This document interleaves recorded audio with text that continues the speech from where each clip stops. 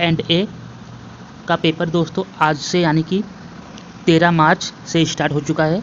और दोस्तों आज हम इसके पेपर एनालिसिस देखेंगे, क्योंकि दोस्तों DRDO ए एंड ए का पेपर मैंने भी भरा था।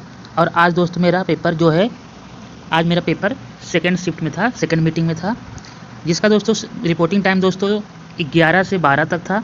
और एग्ज़ाम दोस्तों हमारा चला था 12:30 से 1:30 तक। तो दोस्तों अगर आपका भी सेकेंड मीटिंग में है तो आप दोस्तों रिपोर्टिंग टाइम से पहले यानी कि 10:30 पौने 11 तक पहुंच जाइए। और दोस्तों 11 से 12 आपका रिपोर्टिंग आपको अंदर प्रवेश किया जाएगा और आपका एग्ज़ाम जो होगा दोस्तों 12:30 से 1:30 तक चलेगा। तो दोस्तों आज हम बात करेंगे कि आज का पेपर कैसा था।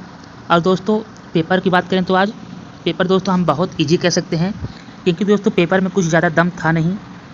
जैसे दोस्तों अगर रीजनिंग की बात करें तो दोस्तों रीजनिंग और मैथ, दोस्तों रीजनिंग मैथ टोटल आप 50 क्वेश्चन मान सकते हैं। रीजनिंग मैथ 50 क्या दोस्तों, आप इसको +5 55 मानिए दोस्तों। रीजनिंग मैथ्स के दोस्तों टोटल 55 क्वेश्चन थे। अब दोस्तों उसके बाद बात करें GK GS और जो आपका साइंस है, यहाँ से दोस्तों टोटल आपको मिलेंगे 55 यहाँ पे हो गए। टोटल दोस्तों यहाँ 15 क्वेश्चन मिले थे, 55 और 15 दोस्तों 70 हो गए। और इंग्लिश के दोस्तों इंग्लिश के केवल 5 क्वेश्चन थे। तो दोस्तों आप समझ चुके होंगे कि रीजनिंग और मैथ कितने ज़्यादा आ रहे हैं। GK GS दोस्तों जो टोटल 15 क्वेश्चन है, 15 क्वेश्चन दोस्तों बहुत ईजी हैं। 15 क्वेश्चन दोस्तों जो आपका GK GS और साइंस का है बहुत ईजी है। जैसे कि दोस्तों 15 क्वेश्चन में हम कुछ क्वेश्चन आपको बता देते हैं कि किस तरह का क्वेश्चन था। जैसे एक दोस्तों था कि अंडर-19 महिला वर्ल्ड कप किसने जीता था। और दोस्तों एक क्वेश्चन तो ये हो गया। अगला क्वेश्चन था कि जो आपका श्रीहरिकोटा है यह कहाँ पे स्थित है।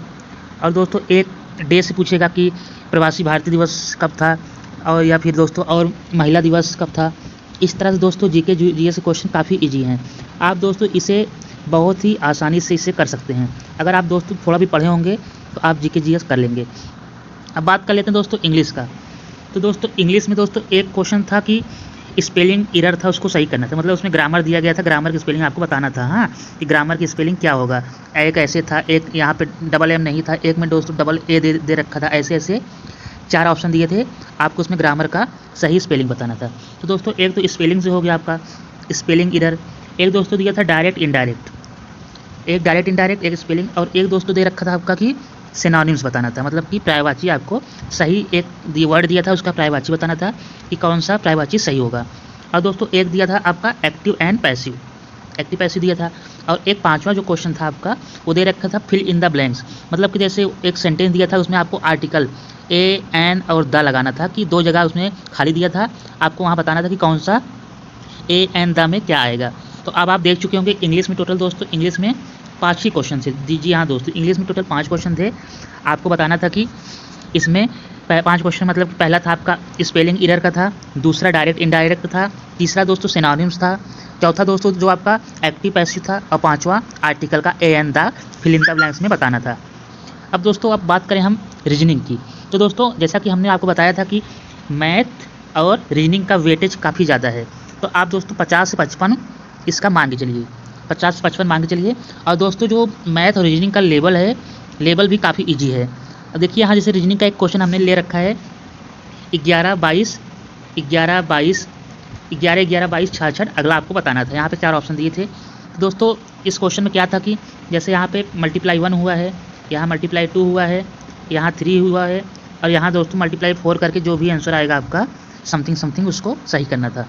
तो ये था दोस्तों आपका रीजनिंग का। रीजनिंग दोस्तों रीजनिंग में जैसे कि एक तो ये आ रहा था कि इसमें क्या होगा। एक दोस्तों करीब 3 क्वेश्चन, जी हाँ दोस्तों 3 क्वेश्चन आपका डायरेक्शन का था। डायरेक्शन के दोस्तों आपका 3 क्वेश्चन था, इसको आपको पढ़ के जाना है। और करीब दोस्तों 2 क्वेश्चन आपका ब्लड रिलेशन था, कि जैसे कि एक फ़ोटो की ओर इशारा करते हुए रमेश ने कहा कि यह मेरे माता के भाई का इकलौता बेटा है, तो रमेश की माता का उस व्यक्ति से क्या संबंध होगा। तो यहाँ पे सही, हाँ सही आंसर भाई हो जाएगा। इस तरह का क्वेश्चन था। और दोस्तों बात करें घड़ी का हो गया, कैलेंडर का हो गया, यहाँ से एक भी क्वेश्चन नहीं थे। रीजनिंग दोस्तों मैक्सिमम यही आपका डायरेक्ट इनडायरेक्ट मिल जाएगा। और दोस्तों रीजनिंग ये डायरेक्शन मिल जाएगा। और दोस्तों ये मिसिंग नंबर था, और ब्लड रिलेशन था। और दोस्तों सिटिंग अरेंजमेंट दोस्तों जो था बहुत ही ईजी था। करीब इसमें भी हमें 2 क्वेश्चन देखने को मिला था। सिटिंग अरेंजमेंट काफ़ी ईजी था, जैसे कि 6 व्यक्ति दक्षिण की ओर इशारा करते हुए दक्षिण की दिशा में बैठे हैं, तो आपस में एक दूसरे से ऐसे हैं, तो उनमें बीच में कौन सा होगा, ये था। और एक गोल मेज का था। तो आई होप आप समझ चुके होंगे कि रीजनिंग भी काफ़ी ईजी था। अब बात कर लेते हैं मैथ। तो दोस्तों मैथ में एक तो दोस्तों आयतन पूछा था कि एक घनाभ का आपको दोस्तों आयतन दे रखा था, आपसे वक्रपृष्ठीय क्षेत्रफल पूछा था, ये हो गया। मतलब कि 6a² पूछा था, यहाँ पे a³ दे रखा था पहले से, मतलब a³ बराबर 1728, मतलब कि 12 का क्यूब ऐसे दिया था। और दोस्तों प्रॉफिट लॉस का करीब 3 से 4 क्वेश्चन था। और दोस्तों एक एज का था, आप एज भी देख लीजिएगा, एज काफ़ी इजी क्वेश्चन था कि ए और बी की आयु का अनुपात अभी है इतना है और 4 वर्ष बाद बी की आयु इतनी हो जाएगी, तो 6 वर्ष बाद इन दोनों की आयु का रेशियो ज्ञात करना है, यहाँ से था। तो कुल मिला के दोस्तों ओवरऑल बात करें तो पेपर जो था काफ़ी इजी था। मैथ रीजनिंग का वेटेज ज़्यादा है, मैथ रीजनिंग से आपको टोटल 50 से 55 आज की डेट में देखने को मिला था। हो सकता है कुछ पैटर्न अभी चेंज हो। अगर दोस्तों आप टाइम मैनेजमेंट की बात करें तो दोस्तों अगर आप पढ़ाई किए हैं अच्छे से, अगर आप पढ़े हैं तो समय आपका बहुत ही बढ़िया एडजस्टमेंट हो जाएगा, क्योंकि दोस्तों 60 मिनट आपको मिलते हैं। अगर दोस्तों हम अपनी बात करें तो हम लगभग दोस्तों 40 मिनट में हम एक बार पूरा 175 क्वेश्चन जो हमारा था पूरा कर चुके थे, जिसमें जो हमारा 8-10 जो हमारा छूटा हुआ था, 8-10 जो छूटा था उसको हम बाद में उसको देख के आराम से उसको भी सही कर लिए थे। तो पेपर काफ़ी ईजी आ रहा है। अगर आप दोस्तों थोड़ा भी ध्यान से करेंगे, मेहनत करेंगे तो आपका हो जाएगा, ज़्यादा टफ पढ़ने की ज़रूरत नहीं है, आप नॉर्मली पढ़ते जाइए। इस समय दोस्तों राज्यपाल और जो राज्यपाल और मुख्यमंत्री आप देख लीजिएगा।